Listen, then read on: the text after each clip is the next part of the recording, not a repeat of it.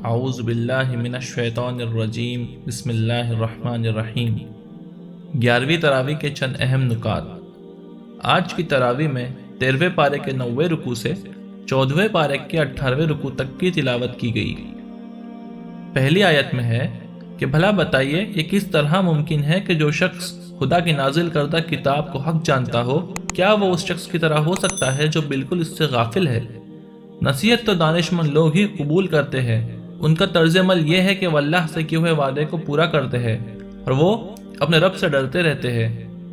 وہ اس لیے کہ کہیں ان سے برا حساب نہ لیا جائے۔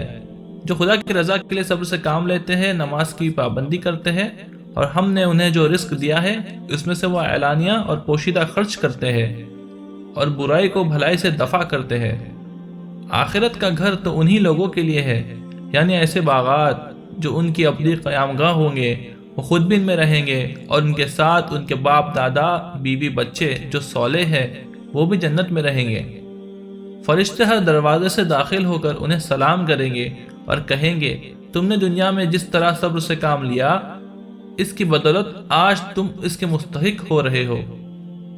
وہ لوگ جو اللہ سے کیے ہوئے وعدے کو توڑتے ہیں اور قطع رحمی کرتے ہیں، زمین میں فساد برپا کرتے ہیں، وہ لعنت کے مستحق ہے اور ان کا برا ٹھکانہ ہے۔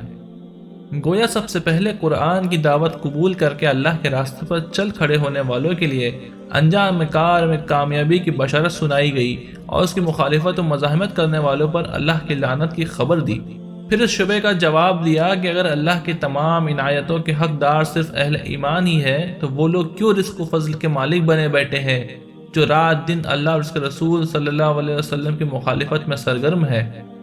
فرمایا اللہ جس کے لیے چاہتا ہے رزق کے دروازے کھول دیتا ہے اور جس کے لیے چاہتا ہے تنگ کر دیتا ہے۔ جس کے لیے وہ کشادہ کرتا ہے اس سے چاہتا ہے کہ وہ اپنے رب کا شکر گزار بندہ بنے، اور جس کے لیے تنگ کرتا ہے اس سے وہ چاہتا ہے کہ صبر کرے۔ اسی صبر و شکر پر دین کی ساری عمارت کھڑی ہے۔ جو لوگ اس دنیا کے کنکر پتھر پا کر غرور میں آخرت کو بھلا بیٹھے ہیں، وہ جب آخرت کے دن صابرین و شاکرین کے اجر کو دیکھیں گے تب انہیں اندازہ ہوگا کہ نہایت ہی حقیر چیز کے لیے انہوں نے آخرت کی بادشاہت کھو دی۔ کفار کے بار بار اس مطالبے پر کہ کوئی ایسا زبردست معجزہ دکھائیے کہ مانے بغیر چارہ ہی نہ رہے، واضح کیا گیا کہ کائنات خود انسان کی زندگی میں جو دلیلیں اور نشانیاں اللہ نے رکھی ہیں، جن لوگوں کا اطمینان ان سے نہیں ہوتا وہ دنیا جہاں کے معجزے بھی دیکھ لے تو بھی اندھے ہی رہیں گے، کیونکہ ایمان و ہدایت کا راستہ اللہ کے کلام اور اس کے رسول صلی اللہ علیہ وسلم کی باتوں پر غور کرنے سے ہی کھلتا ہے۔ شرک اور اللہ کے ساتھ ٹھہرائے ہوئے شریکوں کی حقیقت بیان کی کہ ان کی کوئی بنیاد نہیں ہے، یہ محض من گھڑت باتیں ہیں۔ اس فریب میں مبتلا ہو کر جنہوں نے اللہ کے راستے سے منہ موڑا وہ اس دنیا میں بھی عذاب سے دوچار ہوں گے، اور آخرت کا عذاب تو اس سے کہیں زیادہ سخت ہوگا۔ کوئی شفیع یا شریک وہاں انہیں بچانے والا نہ ہوگا۔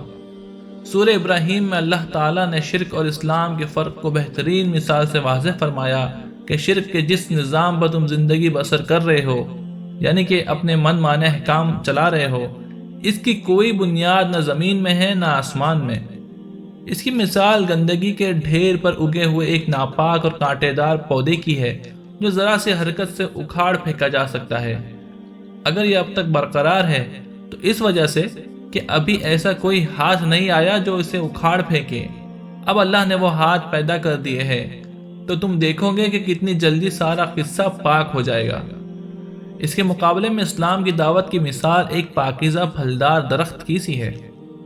وہ درخت جس کی جڑیں پاتال میں اتری ہوئی ہیں اور شاخیں آسمان میں پھیلی ہوئی ہیں۔ اللہ تعالیٰ اہل ایمان کو دنیا میں مضبوط اور مستحکم کرے گا اور آخرت میں بھی سرخروئی بخشے گا، بشرط یہ وہ صبر و استقامت کے ساتھ حق پر ڈٹے رہے اور اس راہ میں پیش آنے والی آزمائش کا اللہ پر بھروسہ کرتے ہوئے مقابلہ کرے۔ اس حقیقت کو تاریخ کی روشنی میں واضح کرنے کے لیے حضرت موسیٰ علیہ السلام اور دوسرے انبیاء کے واقعات پیش کیے، جن سے اس پہلو پر روشنی پڑتی ہے کہ صبر کرنے والے اور راہ حق میں ڈٹے رہنے والے غالب آئے، مخالفین تباہ کر دیے گئے۔ لیکن یہ بھی بتایا کہ غلبہ انہی کو حاصل ہوگا جو پہلے مرحلے میں صبر و استقامت دکھائیں۔ مخالفین اسلام کا آخرت میں جو حشر ہوگا اس کو بیان کیا کہ ان کا سارا کیا دھرا خاک اور راکھ ہو کر اڑ جائے گا۔ لیڈر اور ان کے پیرو سب ایک دوسرے کو لعنت کریں گے، یہاں تک کہ شیطان بھی اپنی پیروی کرنے والوں سے اپنی جدائی کا اعلان کر دے گا اور کہے گا، بس میں نے تو تمہیں صرف اپنی طرف بلایا تھا، یہ تو تم ہی تھے کہ میری بات مان لی، اب مجھے ملامت مت کرو، اپنے آپ کو ملامت کرو، نہ میں تمہارے کچھ کام آ سکتا ہوں نہ تم میرے کام آ سکتے ہو، بے شک اپنی جانوں پر ظلم ڈھانے والوں کا انجام دردناک عذاب ہے۔ قریش کے لوگوں کو تنبیہ کی کہ انہوں نے اللہ کی بخشی ہوئی نعمتوں کو کفر اور شرک کا ذریعہ بنا لیا ہے اور اسی طرح اپنی قوم کو جہنم کے دہانے پر لا کھڑا کیا ہے۔ اس میں آج کے لیڈروں کے لیے بھی نصیحت ہے کہ کاش وہ قرآن کو سمجھے۔ مسلمانوں کو نصیحت کی گئی کہ وہ نماز کا اہتمام کرے اور جو کچھ انہیں عطا کیا گیا ہے اس میں سے چھپا کر بھی اور اعلانیہ بھی خرچ کرے، اس سے پہلے کہ وہ دن آئے جس میں نہ خرید و فروخت ہوگی اور نہ دوستی کام آئے گی۔ اللہ نے زمین و آسمان پیدا کیے، پانی برسایا، پھلوں سے روزی دی، نہریں عطا کی، سورج چاند لگاتار چلے جا رہے ہیں۔ اس نے تمہارے لیے دن اور رات پیدا کیے، تم نے جو مانگا وہ سب کچھ دیا۔ خدا کی نعمتوں کو گننا چاہو تو نہ گن سکو گے۔ حقیقت یہ ہے کہ انسان بڑا ہی ناشکرا ظالم ہے۔ یاد کرو وہ وقت جب ابراہیم علیہ السلام نے خدا سے دعا کی تھی کہ پروردگار اس شہر مکہ کو امن کا شہر بنا، مجھے اور میری نسل کو بت پرستی سے بچا۔ پروردگار ان بتوں نے بہتوں کو گمراہ کیا ہے، ممکن ہے کہ میری اولاد کو بھی گمراہ کر دے۔ ان میں سے جو میرے طریقے پر چلے وہ میرا ہے، جو میرے خلاف چلے تو غفور الرحیم ہے۔ پروردگار میں نے اپنی نسل کو اس چٹیل وادی میں تیرے محترم گھر کے پاس بسایا ہے تاکہ یہ لوگ یہاں نماز قائم کرے، لہذا تو لوگوں کے دلوں کو اس گھر کی طرف مائل کر، انہیں پھلوں کی روزی دے کہ یہ تیرے شکر گزار بندے بنے۔ پروردگار تو جانتا ہے جو کچھ ہم چھپاتے ہیں اور جو کچھ ظاہر کرتے ہیں، واقعی اللہ سے کچھ بھی چھپا ہوا نہیں ہے، نہ زمین میں نہ آسمان میں۔ شکر ہے اس خدا کا جس نے مجھے بڑھاپے میں اسماعیل اور اسحاق علیہ السلام جیسے بیٹے دیے۔ میرا رب دعاؤں کو سنتا ہے۔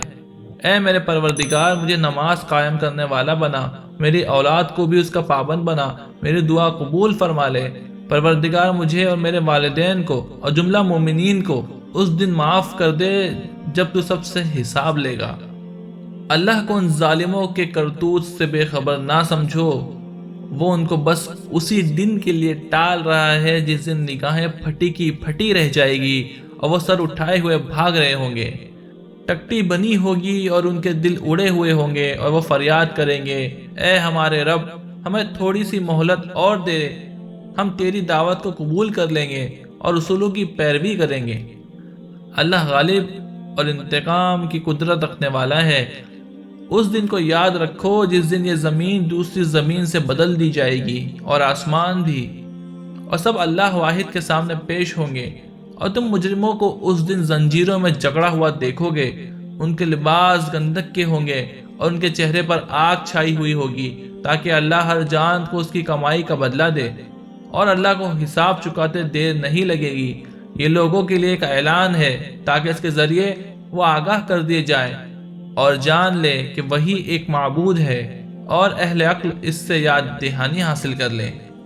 سورہ الحجر میں حضرت صلی اللہ علیہ وسلم کو خطاب کر کے اطمینان دلایا گیا کہ اگر یہ لوگ اس کو نہیں مان رہے ہیں تو یہ انوکھی بات نہیں ہے۔ ہمیشہ سے رسولوں کو جھٹلانے والوں کی یہی روش رہی ہے۔ آپ کو تو جو کچھ حکم ملا ہے اس کو علل اعلان سناتے رہیے اور مشرکوں سے دامن بچائیے۔ ہم آپ کی طرف سے ان سے نمٹنے کے لیے کافی ہے۔ آپ تو اپنے رب کی اس کی حمد کے ساتھ تسبیح کرتے رہیے اور سجدہ کرنے والوں کے ساتھ شامل رہیے اور اپنے رب کی اطاعت و عبادت میں لگے رہیے یہاں تک کہ وہ یقینی وقت آ جائے، یعنی موت یا قیامت۔ سورہ نحل کی ابتدا ہی زبردست وارننگ سے ہوئی ہے، بس آیا ہی چاہتا ہے اللہ کا فیصلہ، اب اس کے لیے جلدی نہ مچاؤ۔ پاک ہے اور وہ بالا تر ہے اس شرک سے جو یہ لوگ کر رہے ہیں۔ وہ اس روح یعنی وحی کو اپنے جس بندے پر چاہتا ہے اپنے حکم سے ملائکہ کے ذریعے نازل فرما دیتا ہے۔ آگاہ کرو میرے سوا کوئی معبود نہیں، لہذا تم مجھ سے ہی ڈرو۔ اس نے آسمان و زمین کو برحق پیدا کیا ہے۔ اس نے انسان کو ذرا سی بوند سے پیدا کیا اور دیکھتے دیکھتے وہ صریحاً ایک جھگڑالو ہستی بن گیا، اور ان تمام نشانیوں کو نظر انداز کر دیا کہ اللہ نے اس کی خوراک اور طرح طرح کے بے شمار فائدوں کے لیے جانور پیدا کیے، تو کیا وہ جس نے ان چیزوں کو پیدا کیا اور وہ جو کچھ بھی پیدا نہیں کرتے دونوں برابر ہیں؟ وہ جنہیں لوگ خدا کو چھوڑ کر پکارتے ہیں خود مخلوق ہے، مردہ ہے نہ کہ زندہ، اور ان کو کچھ معلوم نہیں کہ انہیں کب دوبارہ زندہ کر کے اٹھایا جائے گا۔ ہم نے ہر امت میں ایک رسول بھیج دیا اور اس کے ذریعے سے سب کو خبردار کر دیا کہ اللہ کی بندگی کرو اور طاغوت کی بندگی سے بچو۔ اس کے بعد ان میں سے کسی کو اللہ نے ہدایت بخشی اور کسی پر گمراہی مسلط ہو گئی۔ ذرا زمین میں چل پھر کر دیکھو کہ جھٹلانے والوں کا کیا انجام ہو چکا ہے۔ کیا یہ لوگ اللہ کی پیدا کی ہوئی کسی چیز پر بھی غور نہیں کرتے کہ اس کا سایہ کس طرح اللہ کے حضور سجدہ کرتے ہوئے دائیں اور بائیں گرتا ہے؟ سب کے سب اس طرح اپنی عاجزی کا اظہار کرتے ہیں۔ زمین اور آسمان میں جس قدر جاندار مخلوقات ہیں اور جتنے ملائکہ ہیں سب اللہ کے آگے سر بسجود ہے۔ وہ ہرگز سرکشی نہیں کرتے اور اپنے رب سے جو ان کے اوپر ہے ڈرتے ہیں، اور جو کچھ حکم دیا جاتا ہے اسی کے مطابق کام کرتے ہیں۔ آخرت کے انجام سے بے خوف رہنے والوں کو آگاہ کیا کہ اگر کہیں اللہ لوگوں کو ان کی زیادتیوں پر فوراً پکڑ لیا تو روئے زمین پر کسی جاندار کو زندہ نہ چھوڑتا، لیکن وہ تو سب کو ایک مقررہ وقت تک مہلت دیتا ہے، پھر وہ وقت آ جاتا ہے تو گھڑی بھر بھی آگے پیچھے نہیں ہو سکتا۔ انہیں کائنات کی اشیاء میں غور و فکر کرنا چاہیے۔ مویشیوں میں بھی ایک سبق موجود ہے کہ ان کے پیٹ میں گوبر اور خون، ان دونوں کے درمیان خالص دودھ ہم پیدا کرتے ہیں جو پینے والوں کے لیے خوشگوار ہے۔ کھجور انگور کی بیلیں ہیں کہ یہ تمہاری روزی ہے اور ان سے تم نشہ آور چیزیں بھی بناتے ہو، سمجھداروں کے لیے اس میں نشانی ہے۔ خدا نے شہد کی مکھی کو یہ بات سکھا دی کہ پہاڑوں درختوں پر اپنا چھتا بنا اور ہر طرح کے پھلوں اور پھولوں کا رس چوس کر خدا کے راستے پر عاجزی کے ساتھ چل۔ شہد کی مکھی کے پیٹ سے رنگ برنگ کا ایک مشروب نکلتا ہے جس میں لوگوں کے لیے شفا ہے، غور کرنے والوں کے لیے اس میں نشانی ہے۔ دیکھو خدا ہی نے تم کو پیدا کیا، وہی تمہیں مارتا بھی ہے، تم میں سے بعض کو بدترین عمر کو پہنچا دیا جاتا ہے تاکہ سب کچھ جاننے کے بعد کچھ نہ جانے۔ خدا نے کسی کو کم روزی دی، کسی کو زیادہ دی، جس کو زیادہ دی وہ کم روزی والوں کو نہیں دے دیتا کہ برابر ہو جائے۔ اللہ کے احسان کا لوگ کیوں انکار کرتے ہیں؟ وہ اللہ ہی ہے جس نے تمہارے لیے بیویاں بنائی اور ان سے تمہیں بیٹے اور پوتے دیے، اچھی اچھی چیزیں کھانے کو دی، پھر بھی تم باطل کو مانتے ہو، اللہ کی نعمتوں کی ناشکری کرتے ہو۔ ان منکروں کو کچھ ہوش بھی ہے کہ اس روز کیا بنے گا جب کہ ہم ہر امت میں سے ایک گواہ کھڑا کریں گے، پھر منکروں کو نہ حجتیں پیش کرنے کا موقع دیا جائے گا اور نہ توبہ و استغفار کا، اور نہ ان کے عذاب میں کوئی کمی کی جائے گی۔ اے محمد صلی اللہ علیہ وسلم، انہیں اس دن سے خبردار کر دیجئے جب آپ کو ان کے مقابلے میں شہادت کے لیے کھڑا کیا جائے گا۔ یہ اسی شہادت کی تیاری ہے کہ ہم نے یہ کتاب آپ پر نازل کر دی ہے جو ہدایت، رحمت اور بشارت ہے ان لوگوں کے لیے جنہوں نے سر تسلیم خم کر دیا۔ یہاں 11ویں تراویح کا بیان ختم ہوا۔